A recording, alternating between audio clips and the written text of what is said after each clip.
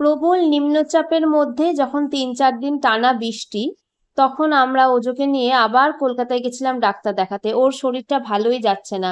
প্রচন্ড বৃষ্টির জন্য ট্রেনে করে যাওয়া সম্ভব হয়নি। আমরা গাড়িতে করে গেছিলাম। আর এই আওয়াল সিদ্ধির আগে দেখো এখানে রেলগেট পড়েছিল, কি মারাত্মক ঝমঝমিয়ে বৃষ্টি। আমি ভাবছিলাম তাও তো আমরা গাড়ির মধ্যে আছি, আর যারা এইভাবে বাইকে করে যাচ্ছে তাদের কি অবস্থা, কাজে তো বেরোতেই হবে, কিছু করার নেই। তারপরে যখন কলকাতায় ঢুকলাম একটু বৃষ্টিটা কমেছিল, কিন্তু বৃষ্টি কমার পরে যেটা হলো এই দেখো যানজট মারাত্মক, অন্তত ৪৫ মিনিট আমরা এই যানজটে দাঁড়িয়েছিলাম। আর এই যে ওজো বেচারা ২ মাস ধরে অসুস্থ, ২ মাসে ২ কেজি ওজন ওর কমে গেছে। জানি না কি হবে, ডাক্তার তো দেখাতে যাচ্ছি।